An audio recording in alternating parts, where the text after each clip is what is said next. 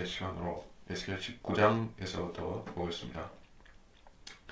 에스겔 19장 1절부터 또 너는 이스라엘의 통치자들을 위해 애가를 불러 말하라. 내 어미는 무엇이냐? 암사자라. 그 암사자가 사자들 가운데 누워있고 그 암사자가 젊은 사자들 가운데서 자기의 새끼들을 길렀느니라. 그 암사자가 자기의 새끼들 중에서 한 마리를 길렀는데 젊은 사자가 되어 먹이를 잡는 것을 배웠고 사람을 삼켰느니라. 나라들도 그의 간에서 들었으며 그들이 구덩이에서 그가 붙잡혔고 그들이 그를 쇠사슬로 묶어 이집트 땅으로 데려왔느니라. 이제 그 암사자가 기다렸는데 그녀의 소망이 없어진 것을 보고 암사자가 자기의 새끼 중에 또 한 마리를 취하여 젊은 사자를 만들었느니라. 그랬더니 그가 사자들 가운데로 오르내리며 젊은 사자가 되어 먹이 잡는 것을 배워 사람들을 삼켰느니라. 또 그가 그들의 황폐한 궁전들을 알고 그들의 성읍들을 훼손하였으니 그의 울부짖는 소리로 인하여 땅과 거기 충만한 것들이 황폐케 되었느니라. 그때 민족들이 그 지방들로부터 사방으로 그를 대적하여 그에게 그들의 그물을 펼쳐서 그들의 구덩이에서 그를 잡아서 그를 사슬로 채워 감방에 가두고 바빌론 왕에게로 데려갔느니라. 그들이 그를 감옥으로 데려갔으니 이는 그의 음성이 이스라엘의 산들에 다시는 들리지 않게 하려는 것이라. 이제 이스라엘 유다 통치자가 사로잡혀가는 바벨론에 사로잡혀가는 것을 젊은 사자 새끼가 잡혀간다라고 말씀하고 있는데 여기에 역사적으로 해당하는 왕은 여호아하스 그리고 여호야킨에 해당이 되죠. 네, 단순히 이것은 그 역사적인 과거의 사실들을 말씀할 뿐만 아니라 대환란에 관련된 미래에 있을 일에 대해서도 말씀하고 있습니다.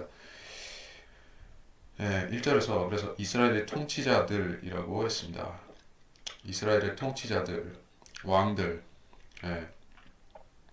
그리고 성전이 지어지면 이스라엘이 다시 그 신정 국가로 일단 회복이 될 것입니다. 그때도 이스라엘의 통치자가 있죠. 그리고 적그리스도는 나중에 이스라엘의 왕권을 탈취해서 그가 왕이 되죠. 그도 젊은 사자 중에 하나인 것이요.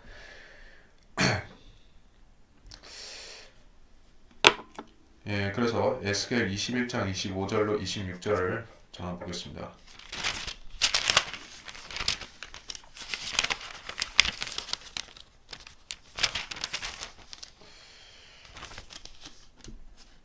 너 불량스럽고 악한 이스라엘의 통치자가 내 날이 이르렀으니 죄악이 끝나리라. 주 하나님이 같이 말하노라. 두건을 제거하고 왕관을 벗기라. 이것이 그대로 잊지 아니하리라. 낮은 자를 높이고 높은 자를 낮추라. 불량스럽고 악한 이스라엘의 통치자는 대환란의 후 3년 반에 이스라엘의 왕이 될 적그리스도를 가리키는 지칭입니다. 그리고 다니엘 11장 36절 39절을 보겠습니다. 다니엘 11장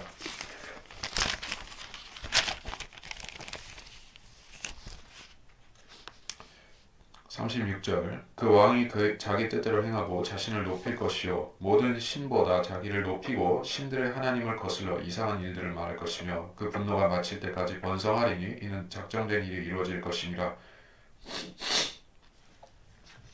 또 그는 자기 조상들의 하나님이나 여자들이 원하는 바를 개의치 않으며 또 아무 신도 개의치 아니할 것이니 이는 그가 모든 것보다 자신을 높일 것이니라. 다 읽을 필요는 없을 것 같습니다. 그리고 이사야 14장 16절로 20절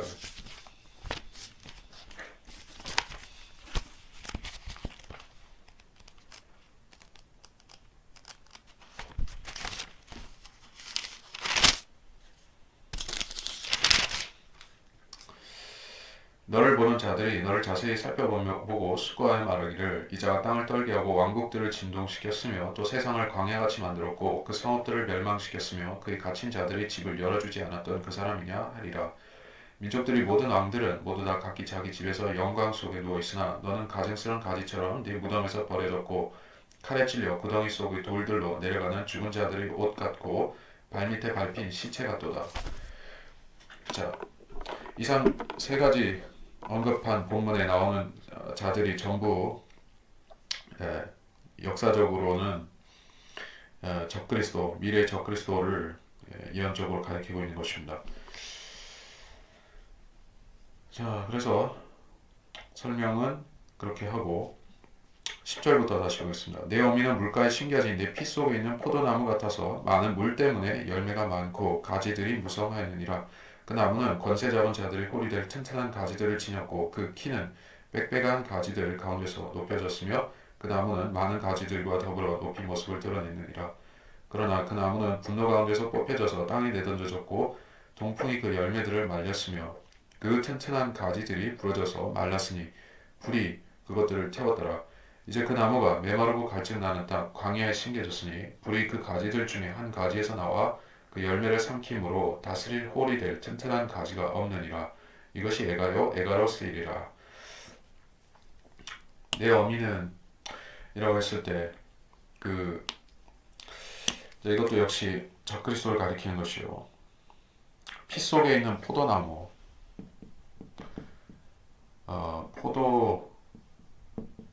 포도나무와 인간의 관계는 어디서부터 시작되었던가? 예, 이 에덴 동산에서부터 시작이 된 것입니다. 거기에 선악을 알게 하는 나무가 있었죠. 열매를 내는 나무가 있었는데 그 나무가 바로 초자연적인 포도나무였다. 왜 포도나무인가? 포도나무는 성경에서 어떤 사례를 보더라도 항상 인간의 피를 가리키는 것이 포도 열매인 것이요. 그래서 여기서도 피 속에 있는 포도나무라고 했을 때 포도나무와 피 이것은 떼어낼 수 없는 그런 관계를 갖고 있다 하는 것을 또 증명해 주고 있는 것이요. 그래서 인간의 피를 얻은 출처가 인간의 피는 선악을 알게 하는 나무에서 나왔다 얘기죠. 피는 사람의 생명입니다. 예. 하지만 피가 동시에 사람을 죽이는 것이요. 예, 피 속에 죄가 있다. 죄가 어떻게 해서 아담에서부터 그의 후손에게 어떻게 해서 유전이 되는 것입니까? 인류는 한 피로 지어졌다는 것이 성경의 진술입니다. 찾아보면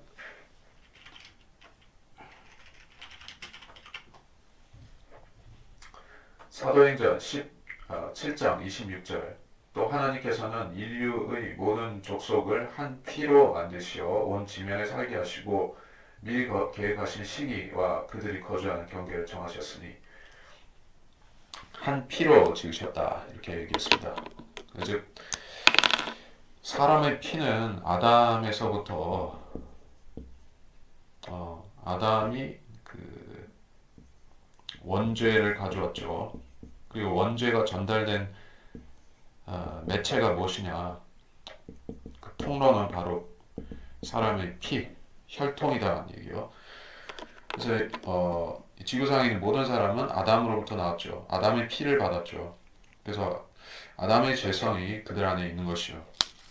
그래서 그 피 때문에 죽는데 하나님께서 이 땅에 오셔서 육신으로 오셔서 하신 일은 바로 아담의 피 대신에 다른 마지막 아담이 되심으로 주님 자신이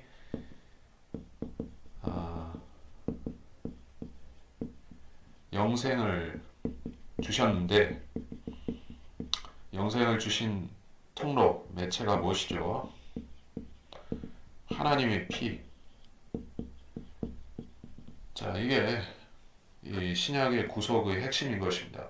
자, 구약시대에는 그 모형으로서 그리스도께서 흘리실 피 모형으로서 짐승들의 피가 뿌려지고 흘려지고 그 제사를 통해서 일시적인 죄 사함이 있었습니다.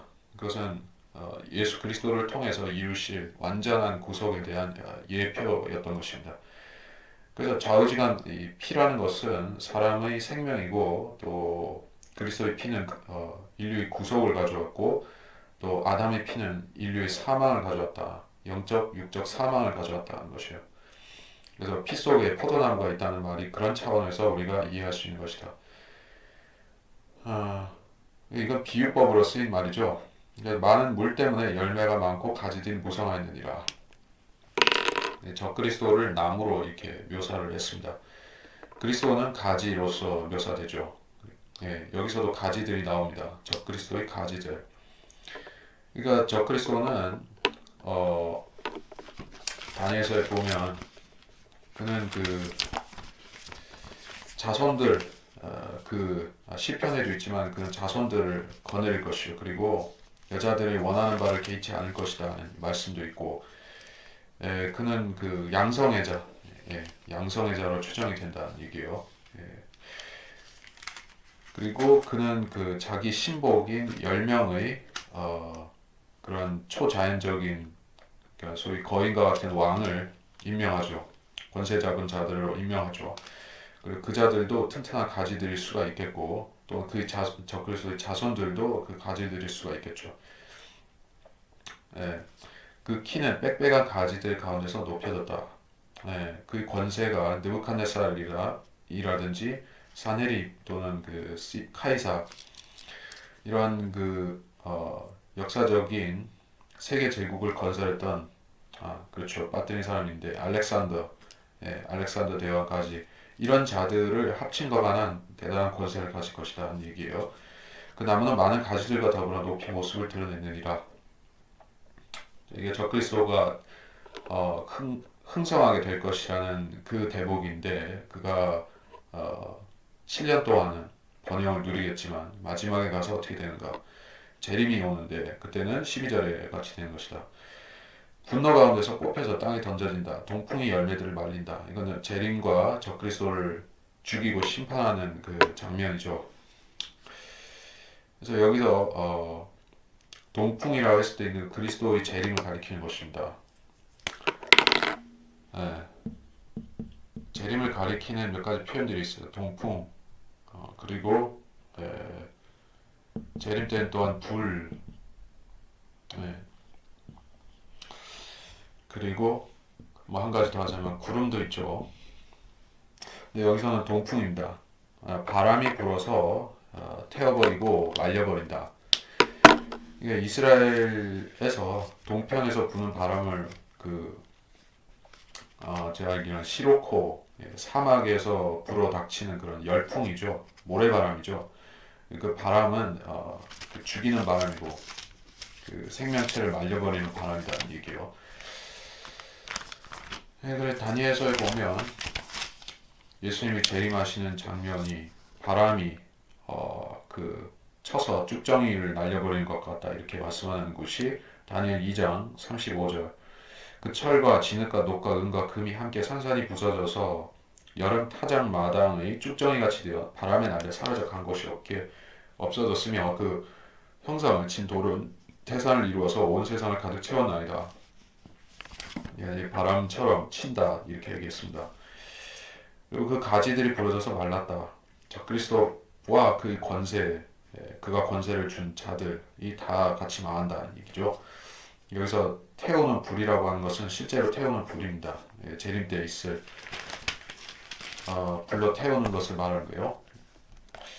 이게 데살로니가 후서 1장 7절로 8절의 말씀과 같죠. 고통을 받는 너에게는 우리와 함께 안식으로 갚아주시는 것이라. 주 예수께서 그의 능력을 천사들과 함께 하늘로부터 나타나실 때 하나님을 알지 못하는 자들과 우리 주 예수 그리스도의 복음에 순종치 아니하는 자들을 불길 가운데서 벌하시니. 불길. 자, 이건 실제로 그 유황불 태워서 그 영과 육을 멸하는 그런 유황불 그 불을 말하는 것이요. 13절 이제 그 나무가 메마르고 갈증나는 땅 광야에 심겨졌다. 이 메마르고 갈증나는 땅은 에돔에 있게 될 그 불못인 것이요. 그 불못이 어떤 장소인가 잠깐 볼까요?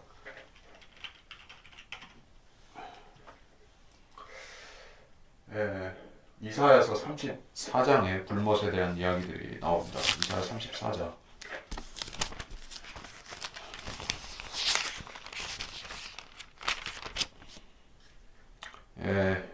이사야 34장 전체적인데 저기 34장 6절부터 좀 보면 주의 칼이 피로 찼으며 기름짐과 어린 양과 염소의 피와 또 순양의 콩팥 기름으로 기름졌도다. 이는 주께서 보스라에서 큰 희생을 내시며 이둠의 땅에서 에돔을 말하죠. 이둠의 땅에서 큰 사륙을 내심이라. 7절 빼고 8절에 이는 주의 보복의 날이요 시온의 논쟁에 대한 보상이라. 그곳의 시내들은 역청으로 변하게 될 것이요 그곳의 흙은 유황으로 변하고 그곳의 땅은 불타는 역청이 되리라. 그것은 밤낮 꺼지지 않을 것이며 그 연기들은 영원히 올라가리라.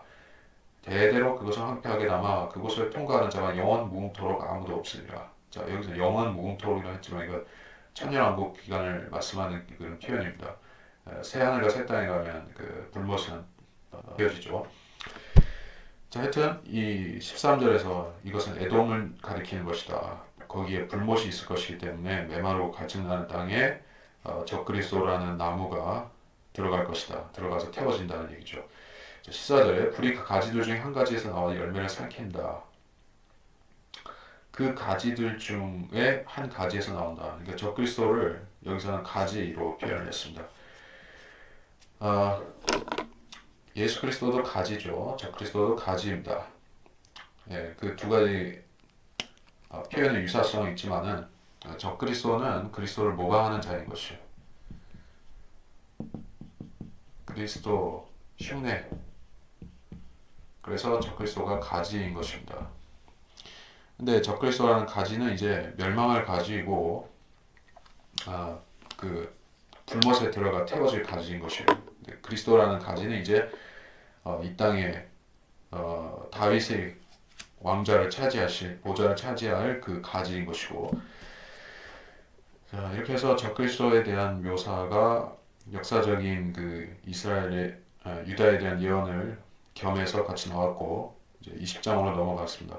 일곱째 다섯째 달 그 달 10일에 이스라엘 장로들 가운데 어떤 사람들이 주께 물으려 내 앞에 앉으니 그때 주의 말씀을 내게 말씀하시니라. 인자 이스라엘의 장로들에게 고하여 그들에게 말하라. 주 하나님이 이같이 말하노라. 너희가 내게 물으려고 왔느냐. 주 하나님이 말하노라. 내가 살아있는 한 내가 너희를 묻게 하지 않으리라. 내가 그들을 판단하려느냐. 인자 내가 그들을 판단하려느냐. 그들로 그들 조상이 가져간 것들을 알게 하여 그들에게 말하라. 주 하나님이 이같이 말하노라. 내가 이스라엘을 택한 날에 야곱 집의 자손에게 내 손을 들어올려 이집트 땅에서 그들에게 나 자신을 알게 했으며 내가 내 손을 그들에게 들어올렸을 때 말하기를 나는 주 너의 하나님이라 하였느니라. 자, 이스라엘의 역사에 대한 말씀이 이제 회복을 결론으로 해서 그 과정을 쭉 말씀하는 것입니다. 출애굽에서부터 시작이 되었죠. 이스라엘이라는 그 민족이 출발한 역사, 그 기원을 우리가 추적하자면은 이제 그들이 이게 자기들이 이제 아브라함의 약속, 이삭과 야곱에게 주어진 약속을 따라서 이제 출애굽을 하고 이제 본격적으로 이제 독립된 한 민족으로서 활동하는 역사가 이제 출애굽기에부터 시작이 되는. 그래서 그 역사가 얼마나 중요한가? 이게 인류 역사에서 가장 중요한 사건인 것입니다. 예, 구약을 형성시킨 사건이죠. 그 사건이 없었더라면 우리 그리스도의 초림이 준비되지를 못했기 때문에. 예, 근데 1절에서 3절, 4절 사이에 내가 그들을 판단하느냐 그들로 묻게 하지 않겠다라고 주님께서 다짐 맹세하시는 부분이 있습니다. 그러니까 사람들이 하나님 말씀을 믿고자 하는 의도에서 더 알고자 하는 의도에서 물어볼 경우 아니면은 의심하고 어떤 꼬투리를 잡을까 해서 묻는 경우 다르죠. 예, 주님의 이 지상의 사역 공사역 그 기간 중에도 주님께 나오는 사람들은 여러 부류가 있었습니다. 사두개인과 바리새인들과 서기관들 그들은 주님을 비난하기 위해서 허점을 짚어내기 위해서 물어봤습니다. 그러나 니코데모 같은 사람, 선한 의도로 묻는 사람들도 있었습니다. 그래서 주님께서는 주님께 검은 의도를 가지고 온 자들에게 비유로 말씀하셔서 오히려 혼동시켜 버리시죠. 그러나 그 진정한 성경을 알고자 하는 의도로 나오는 사람에게 있어서는 주님께서 솔직하게 대답해 주시고, 여기서는 불순한 의도를 가진 자들인 것이요. 하나님 말씀을 믿고자 하지 않습니다. 자, 5절 그들에게 말하라. 주 하나님 이같이 말하노라. 네가 이스라엘을 택한 날에 야곱집 자손들에게 내 손을 들어올려 이집 땅에서 그들에게 나 자신 알게 했으며 내가 내 손을 그들에게 들어올렸을 때 말하기를 나는 주 너의 하나님이라 하였느니라. 내가 그들에게 내 손을 들어올려 그들을 이집트 땅에서 내가 그들을 위해 찾아내었던 땅, 즉 젖과 꿀이 흐르고 모든 땅들의 영광인 곳으로 인도하려 했던 그날에 내가 그들에게 말하기를 너희 가기는 자기 눈에 가증함을 내어버리고 이집트의 우상들로 더불어 너희 자신들을 더럽히지 말라. 나는 주 너희 하나님이라 하였으나 그들은 내게 반역하였고 내게 경청하지 아니하였으며 그들 각자가 그들 눈을 가증한 것들을 내버리지 아니하였고 이집트의 우상들을 버리지 아니하였느니라. 그러면 내가 말하기를 내가 나의 진노를 그들 위에 부어 이집트 땅 가운데 그들에 대한 나의 분노를 이루리라 하였노라. 그러나 내가 내 이름을 위해 일하였나니 그들이 거하는 바 이방인 앞에서 내 이름이 더럽혀져서는 안 되기 때문이라. 내가 이집트 땅에서 그들을 인도하여냄으로써 그들의 목전에서 내 자신을 그들에게 알게 하였도다.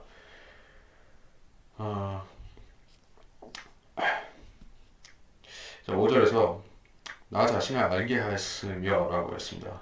나는 곧 나니라. 이게 유명한 주님께서 모세에게 처음으로 그 자신을 계시하신 장면이 있죠. 그 전까지는 여호와라는 이름으로 알리지 않으셨던 것이요. 이게 그 지극히 높으신 하나님 이렇게 알고 있었는데 이제 주님께서 비로소 여호와라는 이름과 함께 나는 곧 나니라 I am that I am 그런 자신의 그 본명을 알리신 것이요. 이스라엘 사람들에게 모세에게 알려주셨습니다. 자, 그래서 내가 내 손을 그들에게 들어올렸을 때 나는 주 너의 하나님이라 했느니라. 이스라엘 사람들은 이제 자기들을 인도하시는 분이 누구인지를 알고 또 그분이 주신 율법을 그 손수 기록하신 십계명을 통해서 받았고 또 주님께서 친구처럼 그 동무처럼 교제하시는 그러한 모세를 통해서 인도받는 영광을 누렸고 또 40년 동안 광야에서 비록 그들이 불순종으로 인해서 그 고난을 겪었기는 하지만 그래도 40년 동안 구름 기둥, 불 기둥 그리고 이 하늘에서 천사들의 음식, 그 만나를 내려주시는 영광 이런 수많은 이적들, 표적들, 기적들을 목도하면서 체험하면서 살았습니다. 그 하나님의 속성, 성품, 인격적인 모든 것에 대해서 그들은 배웠습니다. 그게 무슨 문제가 있었는가? 그들은 온전한 회개를 하지 않았다, 회심하지 않았다는 것이 문제였습니다. 7절에 자기 눈의 가증함을 버리라. 이집트의 우상들로 더불어 더럽히지 말아라. 자, 이집트는 성경에서는 세상의 상징이기도 하고 또 그 자체가 물론 세상이기도 합니다. 이집트라는 곳은 가장 농업적으로도 그렇고 상업적으로도 매우 부유하고 그 당시에도 사람들이 출세하려면 이집트로 가야 된다. 그리고 이집트에 가면 기근이 들어도 먹고 살 수 있다. 또 이집트에는 그 세상 학문들이 발달해 있었다. 하는 얘기죠. 출세하려면 이집트로 가야만 됐었습니다. 거기에 종교, 학문, 그 군사, 철학 그 모든 것들이 다 거기서 나온 것이요. 그게 특별히 종교가 문제가 되었는데 이집트의 종교는 다신교였죠. 그리고 그들이 섬기는 신들은 그 하나님을 제외한 모든 피조물들이었던 것이요. 그래서 이집트의 종교에 물들어 있는 사람들을 하나님께서 40년 동안 그 물을 다신교의 물을 물든 것을 빼야 되는데 잘 안 빠지는 것입니다. 그래서 주님께서 애초에 당부하고 처음부터 경고를 하셨는데 이 사람들은 건성으로 들었습니다. 8절에 그들은 내게 반역하였고 내게 경청하지 아니했다. 이집트의 우상들을 버리지 않았다. 그렇으면 이제 하나님께서 그 공의의 성품대로 그냥 행동하셨다면은 그들을 없애버리는 게 지당한 것이죠. 자, 이 우주에는 하나님만이 정의를 집행하시는 분으로 재판장으로 계시지만은 그 하나님을 지켜보는 무수한 영적인 존재들이 있다는 것이요. 천사들이 있죠. 그룹과 스랍들과 또 심지어는 타락한 그런 마귀와 마귀의 천사들도 있죠. 하나님께서 공의를 행하시면 상관없지만 공의를 행치 않으시면 누구를 특혜를 주고 누구는 심판하고 이렇게 하면 안 되죠. 그래서 가나안 사람들은 이제 소돔과 고모라가 멸망했던 것 같이 그들도 가증하게 행하기 때문에 이제 주님께서 합법적으로 없애버리신 것이 쫓아내신 것입니다. 그래서 여호수아를 보내서 그들을 멸하시는 것인데 이제 정작 이스라엘 사람들이 가나안 사람들보다 더 악하게 살고 있다면 더 도덕적 영적으로 타락해 있다면 하나님께 그 명분이 안 서는 것입니다. 그래서 이스라엘 사람들은 반드시 도덕적 영적으로 각성하고 이제 새로운 출발을 해야 되는데 그것이 안 되었기 때문에 주님께서 계속 연단을 반복하셨던 것이다. 멸하실 수도 있었지만 멸하지는 않으셨다는 것이에요. 왜냐하면 주님께서는 이스라엘에 대해서 품으신 뜻이 그들이 불순종할 것도 아셨고 그들이 하나님 말씀을 건성으로 들을 것도 아셨지만 그러나 주님께서는 시작도 아시고 나중도 아시는 즉 그 알파와 오메가라고 하신 하나님이기 때문에 주님께서 어떤 죄인이 불순종한다고 해서 즉시로 심판해서 그를 지옥에 보내신 게 아니라는 얘기예요. 하나님께서는 자비 그릇으로 이게 작정하신 그 자들에게는 지속적으로 그를 연단을 하실지언정 쉬 멸하지 않으시는 것입니다. 근데 그것은 칼빈주의와 상관없이 주님께서 그 자녀들을 징계하시고 또 자녀들을 회복시키는 그런 하나님의 원칙인 것이에요. 10절에 그러므로 내가 그들을 이집트 땅에서 나오게 하여 광야로 데려갔으며 내가 그들에게 내 규례를 주고 내 명령들을 보여줬으니 사람이 그것들을 행하면 그것들로 살 것이라. 나는 또 그들에게 내 안식일들도 주었으니 나와 그들 사이에 표적이 되게 하고 그들로 내가 그들을 거룩하게 하는 주인 줄 알게 하려는 것이라. 그러나 이스라엘 집이 광야에서 내게 반역하였고 그들이 내 규례대로 행하지 아니했으며 내 명령들을 멸시하였으니 사람이 그것들을 행하면 그것들로 말미암아 살 것이라.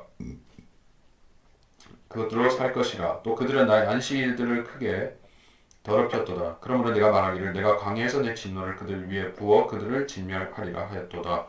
그러나 이방인들 앞에서 내 이름을 더럽히지 않으려고 내가 내 이름을 위하여 이 일하였나니 이방인들의 목전에서 내가 그들을 인도하여 내었도다. 내가 광야에서 그들에게 내 손을 들어오려 맹세하기를 내가 그들에게 주었던 땅 즉 젖과 꿀이 흐르고 모든 땅의 영광인 곳으로 그들을 데려가지 아니하리라 하였으니 이는 그들이 나의 명령들을 멸시하고 내 규례들을 따라 행하지 아니하며 오히려 내 안식일들을 더럽혔기 때문이요 이는 그들의 마음이 그들의 우상들을 쫓아갔음이라. 자, 이것도 역사이고 우리가 그 출애굽기, 레위기, 민수기, 신명기 그 부분들을 우리가 숙지했다면 다 아는 부분인데 뭐 상기할 만한 부분이 있다면 그들이 통과했던 광야에서 이제 출애굽기 그 광야에서 주님께서 십계명을 주시고 또 나머지 율법들을 주셨을 때 뭐라고 말씀하시는가? 어떤 취지로 그 율법을 그들이 주셨는가 하는 그 시초를 설명하는데 율법이라는 것은 마음도 마음이지만은 그것은 일단 행함의 법인 것이요. 행함이 없으면은 의를 인정받을 수 없습니다. 마음으로 아무리 율법을 순종한다 해도 행위가 안 따라주면은 그 불순종하는 자녀가 됩니다. 그래서 사람이 그것들을 행하면 이라고 했어요. 행하면 그것들을 살리라 이렇게 말씀하셨습니다. 레위기 18장 5절에 말씀 있죠. 레위기 18장 5절.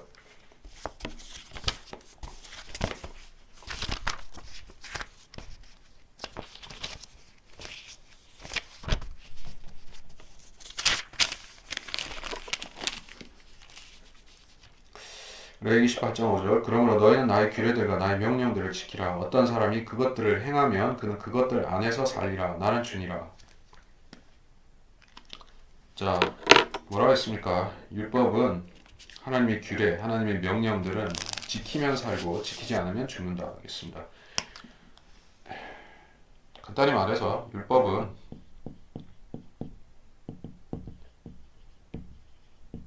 행함인 것이요.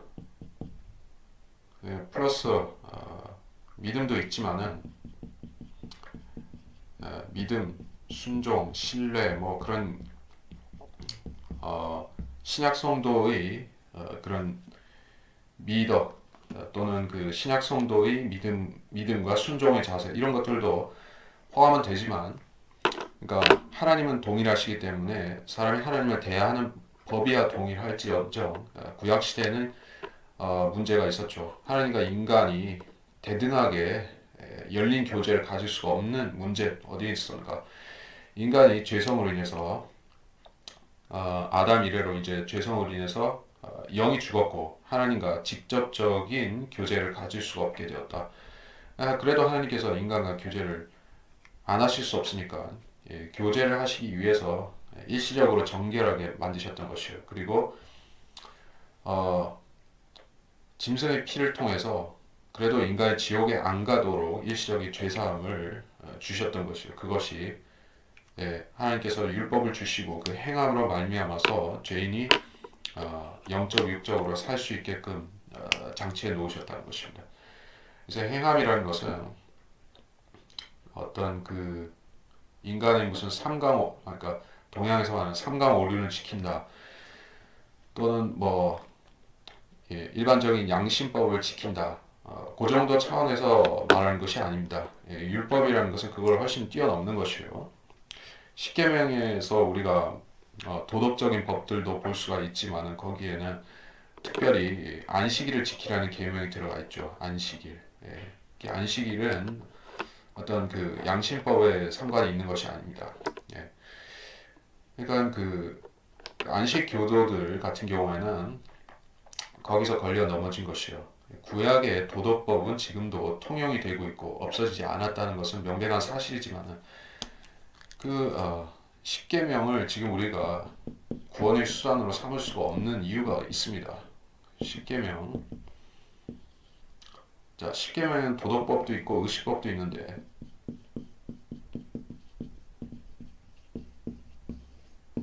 의식법에 제일 중요한 게 안식일이죠. 안식일이라는 것은 유대인들에게 주님께서 지키라고 명시적으로 주신 법이고 어떤 이방인들에게도 안식일을 지키는 것과 구원이 관련 있는 것으로 말씀하지는 않았습니다. 특별히 이 시대, 교회 시대에는 주님께서 어떤 안식이라든지 절기를 지킴으로써 구원받을 수 있다는 것을 철저히 주님께서 거부를 하신 것이요. 나를 소중히 여기고 나를 중히 여기고 여기지 않고 그런 것은 상관이 없더라는 얘기요. 로마서 14장 6절 나를 소중히 여긴 자는 주를 위해 소중히 여기고 나를 소중히 여기지 아니하는 자도 주를 위해 소중히 여기지 아니하며 이렇게 말씀하셨어요. 그래서 나를 소중히 여긴다, 소중히 여기지 않는다 하는 것은 특별히 이렇게 주이시들, 유대인들한테 상관이 있는 것입니다. 물론 이방인들도 무슨 추석, 단오, 뭐 설날 이런 것들을 갖고 있긴 하지만 그 이상으로 유대인들에게 있어서는 안식일이라는 것이 목숨 걸고 지키는 그런 날입니다. 유대인들 안식일 지키는 거는 그 이방인들이 추석이나 뭐 기타 명절 지키는 의미하고는 전혀 다릅니다. 우리는 뭐 안 지킨다고 해서 목숨이 달아나는 건 아니죠. 추석이나 뭐 명절을 안 지킨다고 해서 목이 달아나는 건 없죠. 근데 유대인들은 안식일 안 지키면은 죽는 것이요. 그렇기 때문에 이게 죽자사자 지키는 법입니다. 여기서 분명히 안식일을 말씀하고 있는데 이거는 우리하고 상관 있는 안식일이 아니라는 것을 꼭 알아야만 됩니다. 그리고 이거 안식일 지키는 것 자체도 행위의 법입니다. 12절에 나는 그들에게 내 안식일들도 주었다. 그것은 유대인과 하나님 사이에서 표적이 되는 것이다 이렇게 말씀을 하셨습니다. 자, 표적이라는 것은 유대인들에게 주신 것이죠. 기본적으로 유대인들은 또 표적을 통해서 하나님의 임재하심을 알고 또 하나님의 뭔가를 말씀하시면은 표적을 통해서 말씀하시면은 그거를 수용하죠. 유대인들은 표적으로 움직이는 족속입니다. 근데 믿음으로 움직이는 사람들은 그리스도인이죠. 그래서 안식일도 표적 중에 하나입니다. 그 주님께서 안식일이 표적이라는 사실을 40년 동안에 잘 보여주셨죠. 어떻게 보여주셨습니까? 주님께서 광야에서도 안식일을 지키도록 백성을 유도하셨던 것입니다. 그래서 안식일에는 이렇게 만나를 내리지 않으셨습니다. 안식일 전날에 만나를 2배로 주심으로써 이 안식일을 안 지킬 수 없게끔 훈련을 시키셨던 것을 볼 수가 있습니다. 자, 그래서 이 안식일은 실제로 노동을 하면 안 되고, 여행도 하면 안 되고, 심지어 불도 피우면 안 되고, 이런 심각한 그런 의미로 지키는 날인 것입니다. 그리고 그 안식일을 통해서 유대인들은 실질적으로 하나님께서 지키라고 말씀하신 그 안식일 계명을 지키면서 거룩해질 수가 있었다는 얘기예요. 13절에 그러나 이스라엘 집이 내게 반역하고 내 명령을 멸시하고 안식일을 더럽혔다는 게요. 안식일을 지키지 않았다는 것입니다. 그래서 주님께서 그들에게 노하셨습니다. 15절에 보면 모든 땅의 영광인 곳으로 그들 데려가지 아니하리라. 젖과 꿀이 흐르는 땅 가나안으로 데려가지 않겠다. 우리가 출애굽기 32장 9절을 14절을 좀 보겠습니다. 출애굽기 32장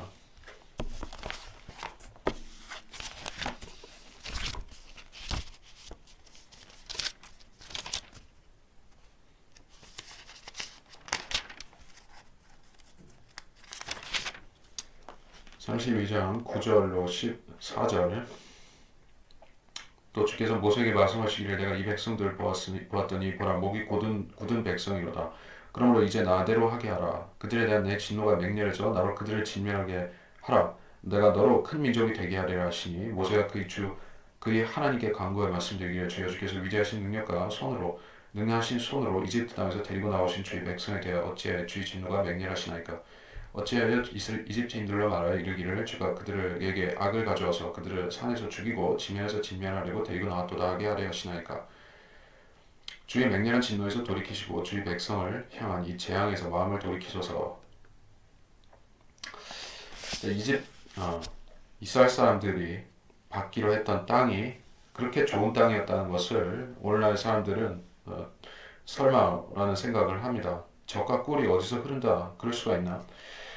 지금 가서 보면 이스라엘 땅은 농사를 짓게끔 많이 개간이 되어 있고 또 요단강에서 물을 끌어다가 많이 이게 관계 농업을 이제 실시를 하고 있죠. 그래서 그 소위 키부츠라고 하는 형태로 해서 농촌을 하고 있습니다. 근데 과거에 그 기원전 1000년, 기원전 그 시절만큼의 이렇게 번성하고 있지는 못하죠.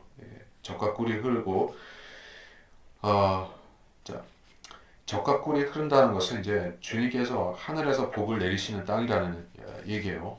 지력이 좋아서 지력이 좋아서 이렇게 잘 살 수 있는 땅이 아니라 이게 주님께서 계절을 맞춰서 비를 내려주시고 또 하늘에서 잘 돌봐 주셔야지만 살 수 있는 땅이죠. 네. 그리고 그곳은 모든 땅의 영광인 곳이다 이렇게 얘기를 했어요. 모든 땅의 영광.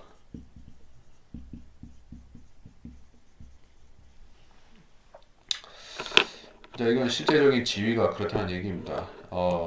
오늘날에는 그 이스라엘이라는 이름, 팔레스타인 지역이라는 이름이 주로 중동 평화 또는 테러, 팔레스타인 해방기구, 피에로 이런 여러 가지 분쟁의 이미지로 언급이 되고 있는 땅이죠. 그리고 예루살렘이라고 하면은 예루살렘이라고 하면 지금 사람들은 그것은 십자군 전쟁이라든지 아랍인들에게 정복당했던 곳, 테러리즘, 또 그리고 요새 와서는 또 새로 관심이 좀 일어나는 것 같습니다만은 제3성전 이런 식으로 몇 가지 키워드들이 딱 떠오르는 땅이죠. 근데 오늘날 사람들이 가장 이스라엘 또는 예루살렘과 관련해서 연상해내지 못하는 부분이 바로 이게 천년왕국이라는 얘기예요. 특히 다윗의 보좌. 거기에 그리스도가 앉아 통치하신다는 이 연상을 못하고 있습니다. 예. 주님께서 이 이스라엘의 회복이라는 것 자체를 7가지 성경의 신비 중에 하나로 두신 이유도 딱 그런 것 같습니다. 이스라엘 회복의 신비가 있어요. 회복의 신비. 그 땅이 회복되고 그 민족이 회복된다는 사실을 대부분의 그런 세상 사람들은 모를 뿐더러 유대인들도 잘 모르고 그리스도인들 대다수가 모른다는 것은 참 아이러니한 일입니다. 왜냐하면 성경에 이 약속들이 다 주어져 있고 뭐 구약에만 있는 것도 아니고 또 사도 바울을 통해서도 여러 면모로 말씀을 하셨음에도 이 사람들이 믿지를 못하기 때문에 볼 수가 없는 것이요. 이 신비를 사람들이 모른다. 로마서 11장 25절에 바로 나오죠. 형제들아 너희가 스스로 지혜 있는 채 하지 않기 위해 이 신비를 너희가 모르기를 내가 원치 아니하노니 이는 이스라엘 이방인들의 충만함이 차기까지는 이스라엘 일부가 완고하게 된 것이라. 자, 사도 바울은 이스라엘의 일부가 완고하게 되었다. 그리고 26절에서 온 이스라엘이 결국에는 구원을 받는다. 이렇게 이스라엘의 완고함과 회복, 궁극적 회복의 그 신비를 말씀했습니다. 왜 이게 비밀이 아니냐, 시크릿이 아니라 미스테리냐? 지금 실질적으로 이게 징조가 일어나고 있는 사안이기 때문에 이건 시크릿이 아닌 것이에요. 이스라엘이 1948년도에 나라가 세워지고 1967년도에 예루살렘이 다시 유대인들의 수중으로 들어가고 또 이렇게 순차적으로 이스라엘 땅이 그 본토의 족속 유대인들한테 돌아가고 있는 현상을 보면서 사람들은 이제 조만간에 어떤 더 큰 일이 일어나겠구나 하는 것을 믿음의 눈으로 볼 수 있는 사람들은 보지만 볼 수 없는 사람들은 저 못된 이스라엘 사람, 이 유대인들이 아랍인들의 땅을 비집고 들어와서 자꾸 이렇게 정세를 불안하게 한다 이런 생각을 하죠. 그래서 그 사람들은 볼 수가 없는 사실이고 믿음의 눈으로 보면 보이기 때문에 미스테리, 신비가 되는 것이요. 자, 그래서 적과 꿀이 흐르는 땅이다 하는 것은 천년왕국 때 100% 이루어질 사안이다 하는 얘기예요. 16절 그들이 나의 명령을 멸시하고 안식을 더럽히고 우상을 쫓아갔다. 같은 얘기고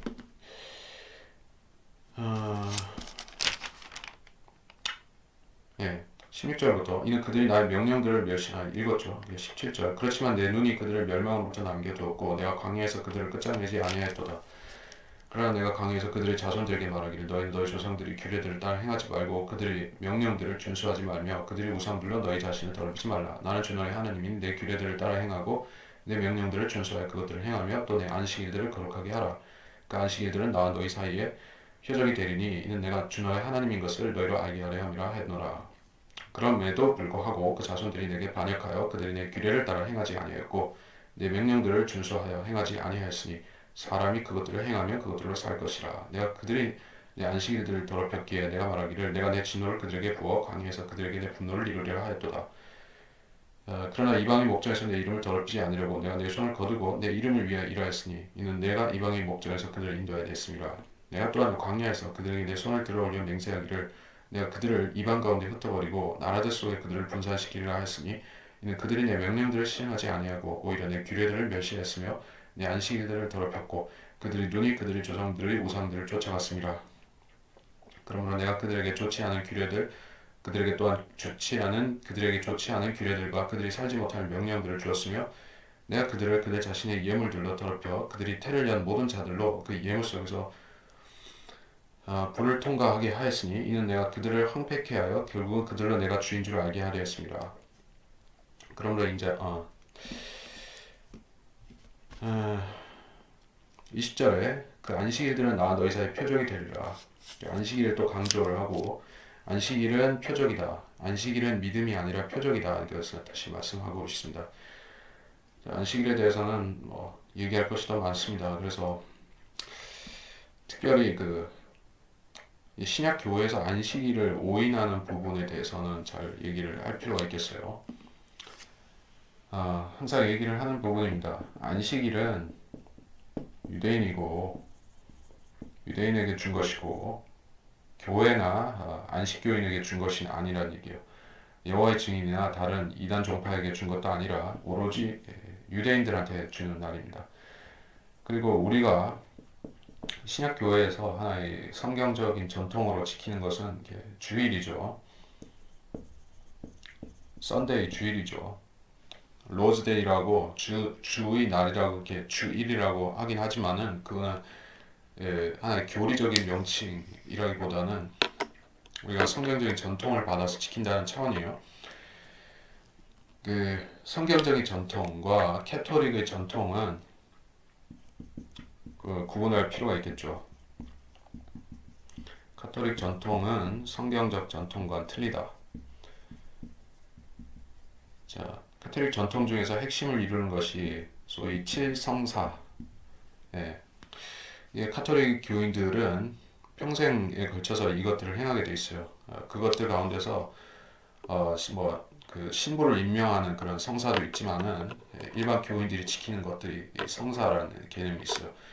그래서 그 사람들은 그 예수님의 희생을 기념하는 그 주의 만찬 대신에 미사라는 것을 하나의 제사 의식으로 지키고 있는 것도 그 포함이 되어 있죠. 그게 성경적인 전통이 전혀 아니고, 근데 우리가 지킨다고 하는 그 성경적인 전통은 무엇이냐면은 주의 만찬, 그리고 성인, 그러니까 다 자란 사람, 성인이 받는 물침례. 물침례라는 것은 이게 그 그리스도인이 이제 거듭남의 간증을 회중 앞에서 하는 의식인 것입니다. 그 의식의 내용은 이제 그리스도와 함께 죽었고 장사되고 이제 다시 부활한다는 의미로서의 물침례를 주게 되어 있어요. 그 구원받은 사람이 의식으로 받는 물침례이지 어떤 신비적인 그 구원을 주는 의식이 아닙니다. 그래서 이 그리스도인이 행하는 의식은 두 가지가 있고 지키는 날, 굳이 이것을 뭐 어떤 의식적으로 지키는 날이라기보다는 모임의 날이 이게 주일이죠. 이거는 하나의 성경적 전통이기 때문에 뭐 소중히 여기고 소중히 여기지 않고 할 수 있는 전통이기 때문에 뭐 어떤 사람이 수요일에도 모이자고 한다면은 가령 그 신약 아니 신약이 아니라 성경대로 믿는 교회들에서 지키듯이 수요 기도회를 가지자. 그래서 수요 기도회를 한다면은 그것도 성경적인 전통입니다. 자, 그런 차원이지 이거는 안식일처럼 유대인들이 안식일은 꼼짝 못하고 이게 꼼짝 못하고 휴식해야 되는 그 안식일 지키는 개념으로다가 우리가 주일을 하는 것이 아닙니다. 그러니까 주일에는 예배만 볼 수 있는 게 아니라 그리스도인들은 길거리에 나가서 전도지도 나눠줄 수 있고 설교도 할 수 있고 구경도 할 수 있고 다 할 수가 있어요.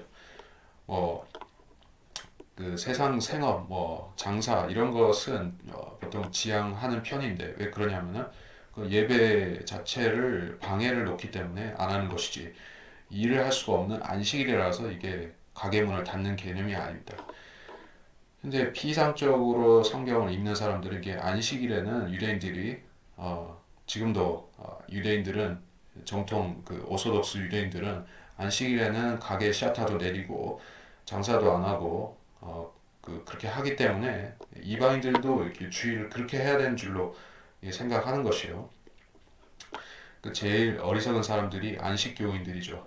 예, 그 제7일 예수 재림 뭐 안식교 정식 그 명칭 그 사람들은 안식일을 지키자고 하면서 그 안식일이 뭔지도 모르는 사람들인 것이에요. 이게 제대로 안식일 지키는 유대인들이 보면은 사입이라고 하는 것입니다. 제대로 안식일 지키지를 않습니다. 그리고 이방인들은 사실 안식일 지킬 수가 없습니다. 예, 왜냐하면 그 안식일은 팔레스타인 땅에서 유대인들이 지키는 것이 기준이기 때문에 이방인들이 자기들 그 달력 가지고 안식일 지켜봐야 그 안식일이 해당되지도 않습니다. 자, 그래서 쭉 보다가 25절에 그들에게 좋지 않은 규례들, 살지 못할 명령들을 주었다. 주님께서 허용하셨다는 것이요. 제멋대로 살기 때문에 그들이 자기들의 어떤 어리석은 종교 행위를 하도록 놔두셨다는 얘기입니다. 그래서 그 사람들은 이제 인신 제사를 특히 자기 자식을 그 토펫에서 이렇게 죽여서 바치는 몰렉에게 바치는 그런 의식을 행하기도 했는데 그 사람들은 그게 하나님을 진노하게 하는 것이라는 걸 몰랐기 때문에 했을까요? 아니면 이방인들이 자기들의 신들을 기쁘게 하는 것을 보고 아 우리도 이렇게 하면은 하나님을 만족시킬 것이다 이렇게 그런 그 착각에 빠져서 했던 것일까요? 어느 쪽을 했든지 간에 그 사람들은 이게 하나님을 진노케 하는 것을 어, 했습니다. 왜냐하면 하나님께서는 인간 제사는 절대로 안 받으시기 때문에 역사상으로 하나님께서 이 인신 제사를 기뻐 받아주신 경우는 없습니다. 단 한 케이스를 제외하고는 없습니다. 즉 예수 그리스도는 유일한 인간 희생제가 되셨죠. 그 경우를 제외하고 인간이 인간을 죽여서 바치는 제사는 하나님 앞에 소용이 없습니다. 근데 그들은 이방인들의 의식을 따라서 이방인들의 전통을 따라서 똑같이 사람을 죽여서 제사를 바쳤습니다. 그래서 그것은 결국 하나님께 가증함이 되었고 그들이 첫 태생을 자기 자식 첫 태생을 죽여서 바친 제사는 그 땅을 더럽히고 쫓겨나게 하는 이유가 되었던 것이에요. 27절 그러므로 인자 이스라엘 집에 고하여 그들에게 말하라 주 하나님 이같이 말하라 이것으로 너희 조상들이 나를 모독하였고 저것으로 나를 거역하여 범죄하였도다 내가 그들에게 주기로 내 손을 들어올렸던 그 땅으로 그들을 인도하였더니 그들은 모든 높은 산과 모든 무성한 나무들을 보고 거기다 제사를 드렸으며 거기다 경록케 하는 제물을 바치고 또한 거기에 향기로운 냄새를 피우며 제물로 술을 거기 부었느니라 그때 내가 그들에게 말하기를 너희가 다니는 산당이 무엇이냐 했으니 그곳의 이름이 오늘날까지도 바마라 일컫느니라 그러므로 이스라엘 집에 말하라 주 하나님 이같이 말하라 너희는 너희 조상들의 방식에 따라 더럽혀졌느냐 너희는 그들의 가증한 것들을 따라 음란한 짓을 행하였느냐 너희가 너희 예물을 드릴 때 너희가 너희 아들들로 불속을 통과하게 했을 때 너희 모든 우상들로 너희 자신을 더럽혀서 오늘까지 이르렀도다 오 이스라엘 집아 내가 너희를 묻게 하랴 주 하나님을 말하노라 내가 살아있는 한 나는 너희를 묻게 하지 아니하리라 너희 마음속에 들어온 것을 결코 이루지 못하리니 이는 너희가 말하기를 우리가 이방인같이 되고 그 나라들이 족속들같이 되어 나무와 돌을 섬기리라 함이라 20, 20, 20 여기서 따라 설명할 것은 31절에 내가 너에게 다시는 묻게 하지 않을 것이다.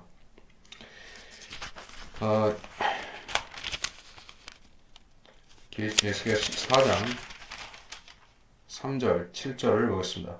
인자 이 사람들은 자기들의 마음속에 자기들의 우상들을 세워놓고 그들의 얼굴 앞에 그들의 죄악의 방해물을 놓았으니 그들로 내게 조금이라도 묻게 하랴. 하나님께 묻기 위해서 나오는 사람들은 누구한테 나와서 묻게 되어 있죠? 구약시대에는 그 통로가 제사장이라든지 혹은 선지자에게 하나님의 뜻을 물어봤죠. 그들은 하나님의 영을 갖고 있었습니다. 종의 영, 섬기는 영, 계시 영을 받은 사람들로서 그들은 백성에게 하나님의 그 말씀을 받아서 전달하는 그런 매체였습니다. 그래서 그 사람들을 통해서 하나님께서 말씀하시고 백성들은 들었던 것이에요. 그런데 묻는데 왜 하나님께서 대답 안 하시겠다는 것이냐? 그들이 원하는 대답이 정해져 있었기 때문에 그렇습니다. 그들은 자기들의 죄를 정당화하는 괜찮다고 하는 대답을 듣고 싶어 했습니다. 그래서 한 번 물어보아서 하나님께서 거부하시면 아니라고 하시면 거기서 끝나야 되는데 또 물어보고 또 물어보고 계속 물어보는 것이요. 그래서 그 중에 한 번이라도 어떻게 긍정적인 대답이 나오면 그거를 취하려고 하는 것이요. 그러니까 사람들이 그런 속성이 있습니다. 어차피 안 되는 일, 부당한 일, 정직하지 않은 일, 아주 사악한 일이 있어요. 해서는 안 되는 일인데 그 일을 꼭 하고 싶어요. 어떤 개인이든지 개인적인 악인이든지 어떤 민족이든지 나라든지 간에 어떤 일을 꼭 하려고 합니다. 근데 그 명분을 삼기 위해서는 이게 하나님의 뜻이라는 것을 이제 명분을 삼아야 되는데 하나님께서는 아니라고 하시는 것이요. 하나님 말씀, 즉 성경을 통해서는 볼 때 그 일을 하면 안 되는 것이에요. 그러면 안 하면 되죠. 안 하면 되는데 그렇게 하고 싶지 않으니까 목사들을 부르고 신학자들 불러서 그 다른 뜻이 있는지 성경에 그 명백한 어떤 구절을 놓고 다른 뜻이 있는지를 자꾸 찾아내려고 하는 것이에요. 그래서 이게 히브리어에서 또는 헬라어에서 이 우리가 쓰는 평상적인 그 성경 구절의 뜻과는 다른 뜻이 있는 것 같은 그런 사사로운 뜻을 찾아내려고 눈에 불을 켜고 찾아다니는 것입니다. 그래서 은사주의자들은 그런 식으로 이게 방언, 알지 못할 방언하는 것을 막 정당화시켜서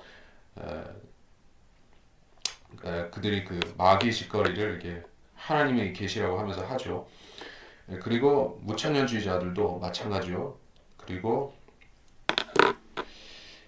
아, 돈을 사랑하는 것이 모든 악의 뿌리라고 말씀하셨는데 돈을 사랑하는 자들은 그런 성경 구절을 연결시킨 것이요.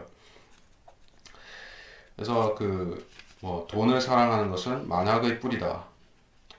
많은 악의 뿌, 그러니까 만악의 뿌리라는 것은 이제 모든이라는 거 의미보다는 약화가 된 뜻이라고 보는 것이요.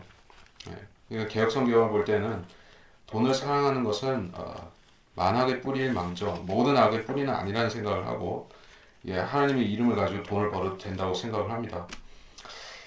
이게 사람은 이게 조그마한 이게 바늘 그 귀만한 틈이라도 발견하면은 그걸 비집고 들어가서 하나님 말씀을 비틀어 보려고 이렇게 애쓰는 것이에요. 그 변개된 성경이 그런 사람들에게 아주 그런 말씀을 악용하는 그런 좋은 핑계가 되는 것입니다. 자, 그래서 하나님께서 아예 그들에게 묻게 하지 않겠다라고 다짐을 하셨습니다. 32절에 그들 속에 있는 생각이 무엇이냐? 우리가 이방인같이 되겠다. 이렇게 다른 민족처럼 살겠다는 것이에요. 지금 유대인들은 다른 민족처럼 1900년 넘게 살아왔다가 이제 다시 이스라엘이라는 나라로 들어가서 살고 있습니다. 근데 그들이 행실을 고쳐서 이제 어, 원래 하나님께서 팔레스타인 땅에 그들이 그들에게 축복을 받는 조건으로 행하게 하신 그대로 살고 있지를 않습니다. 그들이 지금 행하고 살고 있는 방식은 이방인들과 다르지 않습니다. 이방인들보다 더 악한 면모도 있는 것이요. 예. 그래서 지금 유대인들은 이방인같이 되었고 그 나라 족속들같이 나무와 돌을 섬기리라. 여기서 실제로 그 나무와 돌을 신으로 섬기는 것을 말하는데 마음속에 있는 생각이 그렇고 또 그 생각이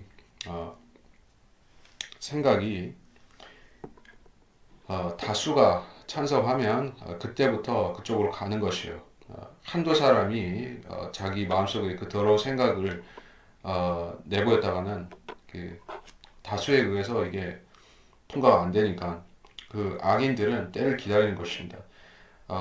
우리와 생각을 같이 하는 자들이 다수가 될 때까지 시기가 무르길 때까지 기다렸다가 배교자들이 늘어나면 그때 실행하는 것이에요. 그러니까 배교는 그런 식입니다. 성경대로 믿는 사람들이 어차피 이 교회 시대에는 다수를 이루고 있지는 않습니다. 그것은 지금 라오디케아인들의 교회 계시록 3장의 그 라오디케아인들의 교회인 지금 이 시대에만 그런 현상이 아니라 과거에부터 그랬던 것이에요. 그렇기 때문에 그 성경대로 믿는 사람들이 하는 역할은 무엇이냐면은 다수결의 그 다수의 역할을 하는 것이 아니라 우리는 그 하나의 그 표준 잣대의 역할을 하는 것이요. 그래서 모든 그리스도인들이 날라리 그리스도인이든 신실한 그리스도인이든 간에 무엇이 신실한 것이고 무엇이 날라리인 것인가 하는 그 기준을 물론 성경을 기준으로 보되 성경대로 실행한 사람들의 기준이 있어야 되니까 그 기준이 바로 이 시대의 바이블 빌리버 같은 사람들이 그러한 표준인 것이요. 그 사람들은 자기들이 무엇이 잘못됐다 하는 것을 우리를 보고 판단할 수 있고 또 그들이 원하기만 하면 우리를 기준으로 바로잡을 수가 있다는 것이요. 네, 성경대로 믿는 사람들이 제대로 역할을 못하게 되면 그 사람들이 교리를 굽히게 되면 변질되게 되면 결국 이 세상 자체도 그렇고 모든 그 기독교계 자체가 이제 지향점을 잃어버리고 지향점을 잃어버리고 혼돈에 빠지게 되는 것이요. 33절 주 하나님이 말하노라 내가 살아있는 능한 손과 편팔과 진노를 부음으로써 내가 반드시 너희를 다스릴 것이요 또 내가 능한 손과 편팔과 진노를 부음으로써 그 백성으로부터 너희를 인도해 낼 것이며 너희가 흩어져 있는 나라들로부터 너희를 모으리라. 내가 너희를 백성의 광야로 데리고 오리니 내가 거기서 너희와 더불어 대면하여 변론하리라. 내가 이집트 땅의 광야에서 너희 조상들과 더불어 변론한 것 같이 내가 너희와 더불어 변론하리라. 주 하나님이 말하노라. 변론한다. 아니다. 37절도 읽겠습니다. 또 내가 너희를 막대기 아래로 지나가게 할 것이요 내가 너희를 언약의 속박으로 데려와서 너희 가운데서 나를 거역한 자들과 나를 거슬러 범죄한 자들을 제거하리라.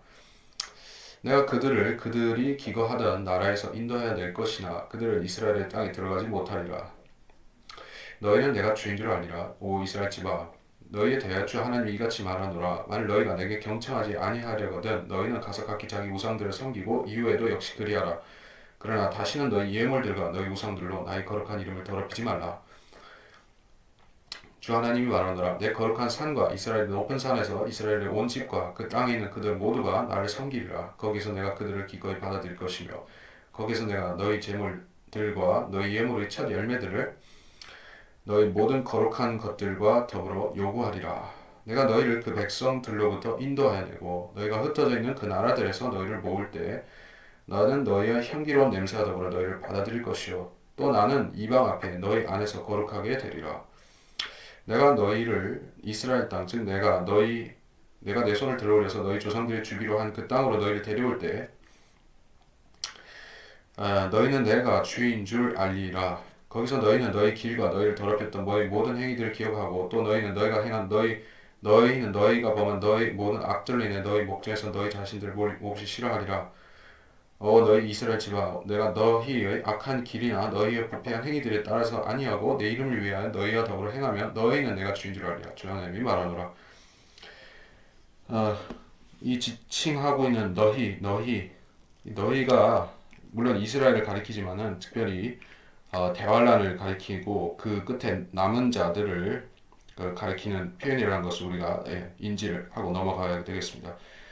그 남은 자들은 이제 대환란을 통과한 자들이고 유대인들을 가리키는 것이요. 그 유대인들은 천년왕국에 들어가게 되는데 그 사람들은 천년왕국에 그냥 환란만 통과하면 들어가는 것이 아니라 이제 그 회개를 해야 되는 것입니다. 뭐 그리스도인들도 회개를 해야 되지만은 이 사람들은 회개를 하는 조건으로 그 젖과 꿀이 흐르는 그 천년왕국으로 들어갈 수가 있어요.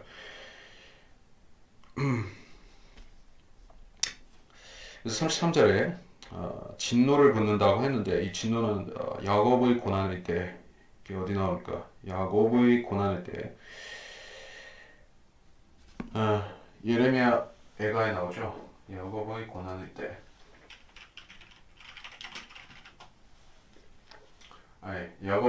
예레미야 30장 7절입니다. 슬프도다 그 날이 크므로 어떤 때도 그와 같지 않으니 그 날은 야곱의 고난의 때라. 그러나 그는 그 고난에서 구원을 받으리라. 야곱의 고난의 때에 하나님께서 이스라엘에게 친히 진노를 부으셔서 그들이 회개하게끔 인도하시는 날들이 있을 것이요.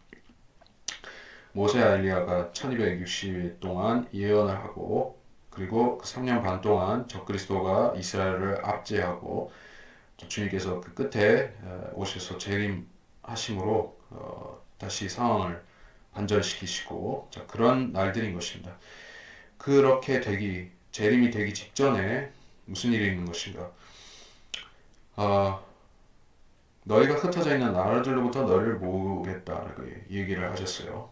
이거는 지금도 이루어진 90% 이상 90%까지는 아니라 한 7, 80% 정도 지금 완결된 그런 사실이죠. 물론 이스라엘 땅에 지금 한 500만, 600만 그 정도의 유대인들이 아직 살고 있는 정도이고 아직 전체적인 유대인들이 다 온 것은 아닙니다. 그래서 전체적으로 다 돌아와야지 이제 주님께서 통치하시는 것입니다. 그래서 이스라엘은 유대인들은 반드시 자기들 땅으로 가 있어야 됩니다. 적어도 지상 재림 될 그때는 다 가 있어야 되는 것이에요. 35절에 너희를 백성의 광야로 데려올 것인데 백성의 광야, 백성의 광야는 이제 출애굽한 이후에 유대인들이 40년 동안 그 스파르타 훈련을 받고 이게 뺑뺑이를 거쳤던 그 광야가 있죠. 그 광야가 바로 이게 에돔 지역 그 근방에 있는 그 백성의 광야였던 것이요. 시내산과 그 지역까지 다 포괄을 하는 것입니다. 그래서 거기서 주님께서 이스라엘을 모으실 것이요. 거기에 모인 사람들을 데리고 이제 주님께서 예루살렘으로 돌아가실 것입니다. 그리고 대환란이 시작되면 주님께서 유대인들 가운데서 유대인들 일부를 거기로 피신시켜서 3년 반 동안 살게도 하실 것입니다. 거기서 더불어 대면하면 변론한다. 이게 주님께서 직접적으로 그들한테 찾아오신다는 게 현현하실 것이다. 천사의 모습, 주의 천사의 모습 그런 식으로 나타나서 말씀하시겠다 이 얘기를 하신 것이에요. 그래서 계시록 12장에는 계시록 12장 6절이라든가 또는 14절에 보면 그 사건을 상징적으로 이렇게 말씀하고 있어요. 변론하겠다. 내가 너희와 더불어 변론하리라. 호세아서 2장 2절, 3절, 14절, 15절 거기 보면 하나님께서 그 부정한 여인 같은 그 남편을 배반한 여인과 같은 이스라엘에 대해서 변론하겠다. 그 음행을 저지른 여인과 변론하겠다. 이렇게 말씀하고 있어요. 그리고 37절에 너희를 막대기하려 지나가게 한다. 그 언약의 속박으로 데려온다. 이렇게 했어요. 이 막대기는 목자의 그 양떼를 인도하고 지키는 그 막대기를 말하죠. 목자의 막대기, 모세의 막대기, 목자의 막대기, 그리스도의 철장 다 그런 의미가 있습니다. 막대기로 지나게 할 것이다. 양떼를 주님이 잃어버린 양떼인 그 이스라엘을 모으겠다는 얘기예요. 너희를 언약의 속박으로 데려오겠다. 이게 언약의 속박. 여기 속박은 나쁜 의미에서 이게 율법의 굴레 아래로 다시 이게 데려와서 괴롭히겠다는 그런 뜻이 아닙니다. 좋은 뜻이에요.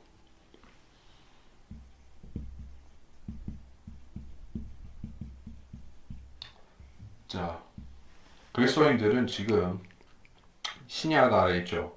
신약 아래 있는데 신약을 그 구약과 대비해서 본다면은 이 신약은 자유의 법이죠. 갈라디아서에 그런 부분이 잘 말씀이 되어 있지만은 신약은 속박의 법이 아니에요.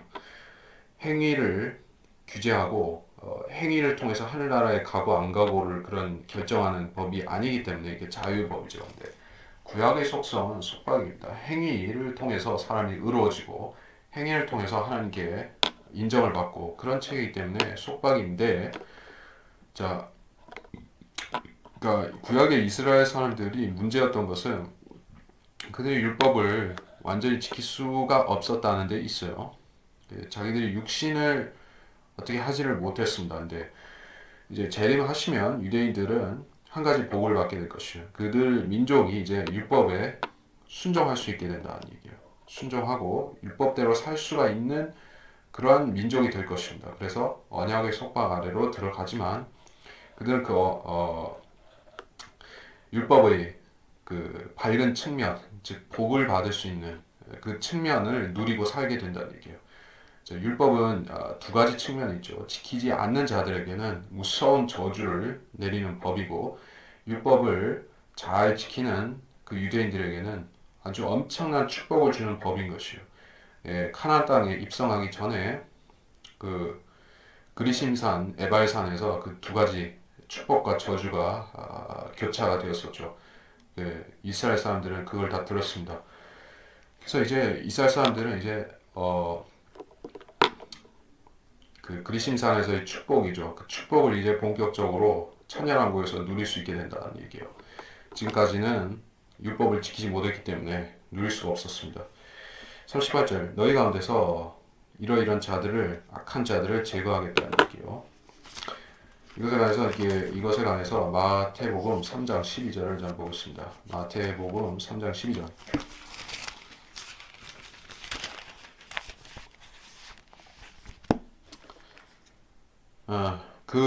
그분은 손에 키를 들고 자기 타작 마당을 철저히 정결케 하시며 자기 알곡은 모아서 창고에 들이실 것이나 쭉정이는 꺼지지 않는 불로 태우시리라. 주님께서 재림 때 하실 이 두 가지 부류를 쭉정이와 알곡을 모아서 분리시킨다. 그 말씀을 하셨죠. 이게 재림과 관련된 것이요. 침례 요한이 주님의 재림을 그 백성을 분리시키는 것으로 말씀하셨습니다. 이 나뉘어지는 자들은 유대인 참 유대인들과 이제 멸망할 이 거짓 유대인들을 나누시겠다는 얘기예요. 제가 지금 시간적으로 쭉 봐야 되겠는데 20장을 마치기 위해서는 좀 빨리 가겠습니다. 오 이스라엘 집아 내가 너희에 대하여 주 하나님 이같이 말하노라. 만일 너희가 내게 경청하지 않아 이거 읽었죠? 저 보면 41절 내가 너희를 그 백성한테 인도하여 낼 때 나는 이방 앞에 너희 안에서 거룩하게 되리라. 너희 안에서 거룩하게 되리라. 34절 37절에 보면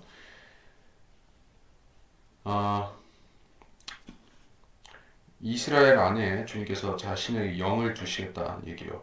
예. 모세에게 주님께서 영을 두셨고 그 백성의 장로들에게 영을 두셨고 그 섬기는 영이죠. 그런 것과 마찬가지로 이제 다시 이스라엘의 성령이 임재하는 것을 말하는 것이에요. 그래서 그 안에 계시고 그들과 함께 행하신다는 얘기예요.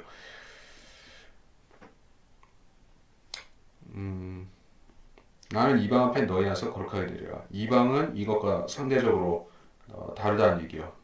이방은 유대인들을 통해서 거룩해질 수가 있고 이방인들 자체가 성령을 받아서 유대인처럼 이렇게 제사장의 또는 선지장 아니지 제사장의 그런 역할을 수행하지는 못하죠.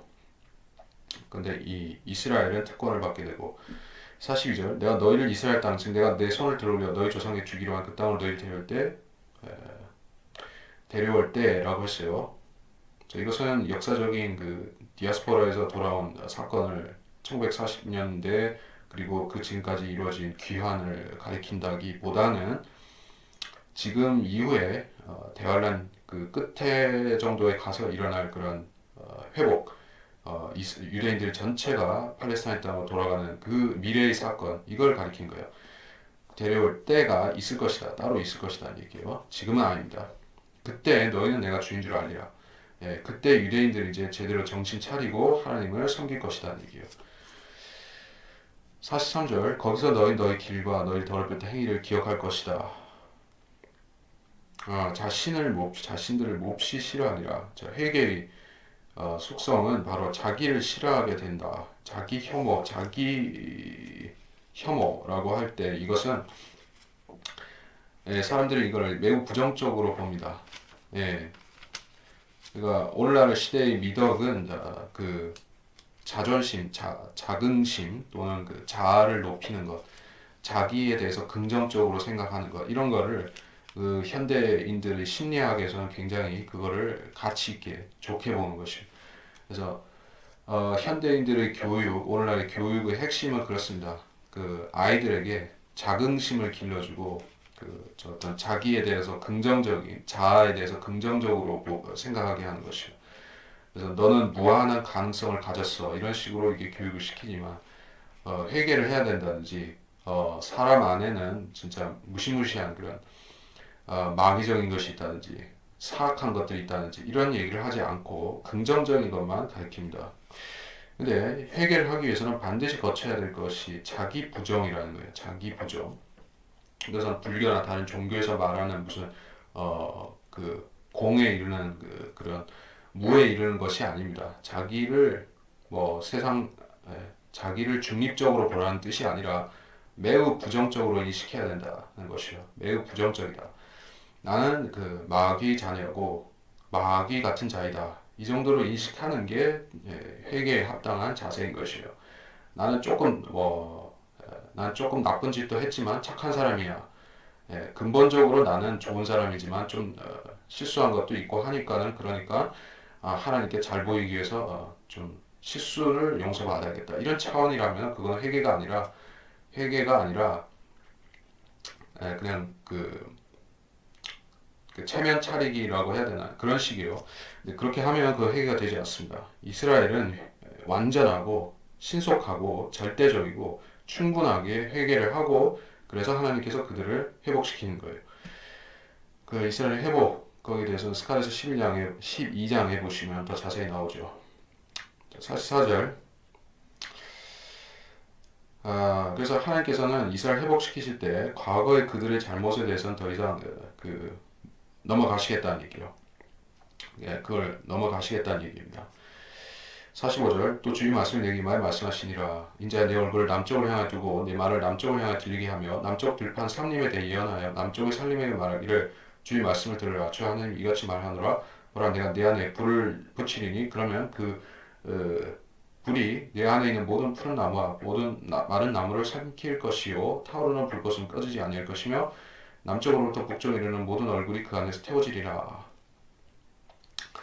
아, 모든 육체는 나주가 그것에 불붙인 것을 보리니 그것이 꺼지지 아니하리라 하라. 그때 내가 말씀드리기를 주 하나님이여 그들이 나에 관해 대 말하기를 그는 비유를 말하지 아니하는가 하나이다 하였더라. 자, 45절로 48절의 말씀은 이게 에돔 이스라엘 남쪽에 있는 그 에돔의 그 지옥이 출구가 개방되어 있을 것이다. 천년왕국 동안에 얘기하는 것이요. 그것을 어, 천년왕국에 생겨날 그 불못이라고 하죠. 그거는 영원 시대에 있게 될 그 우주적인 불못과는 다른 불못입니다. 그거는 그 천년왕국 때 있을 그 불못은 그 불못을 통해서 지옥으로 떨어지는 하나의 입구인 것이요. 그런 거대한 그 지옥의 아가리가 벌려져서 거기가 이게 에돔 지역에 있을 것이요.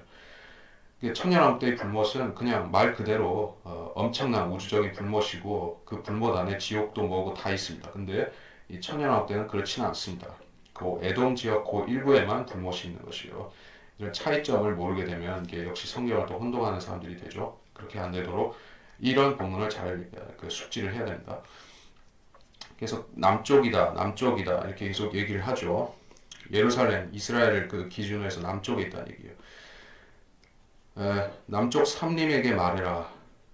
실질적인 그 삼림을 가리킬 수가 있어요. 이게 푸른 나무와 마른 나무는 근데 이건 어떤 그 나무로 상징된 사람처럼 보이기도 합니다. 적그리스도도 우리가 이전 장에서 나무였었죠. 가지였었고, 그러니까 이 악인들을 태운다는 얘기예요. 푸른 나무는 이게 이 아직 살아남아 있는 자들, 그러니까 그 민족들 가운데서 염소 같은 자들 있죠. 마태복음 25장에 염소가 있죠. 양과는 다른 부류. 그런 자들은 이제 아직 살아있지만 이제 조만간에 불못에 던져져서 끝장나는 자들이고 또 마른 나무, 이 아마겟돈에서 이미 살육당해서 죽어 넘어진 그 이역의 군대, 이건 마른 나무들이죠. 그 두 부류를 다 묶어다가 이게 어디로 집어넣을 것인가? 지옥불에 넣을 것이라는 얘기예요. 타오르는 불꽃은 꺼지지 않는다. 남쪽에서 북쪽에 있는 모든 얼굴이 태워진다. 이사야 34장 5절 6절을 보겠습니다. 이사야 34장 5절 6절.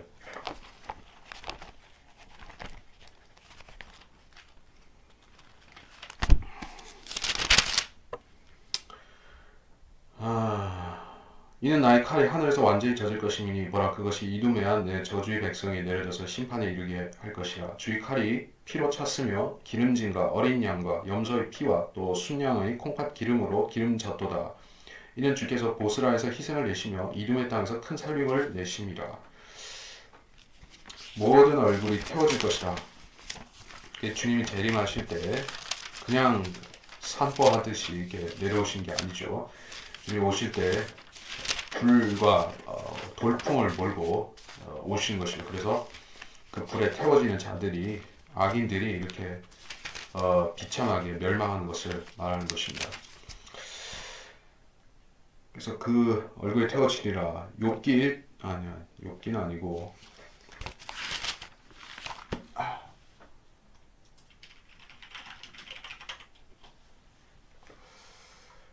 모든 얼굴들이 새까맣게 된다. 요엘 2장 6절이죠. 그들의 얼굴 앞에서 백성은 심하게 아픔을 당할 것이며 모든 얼굴들은 새까맣게 되리라.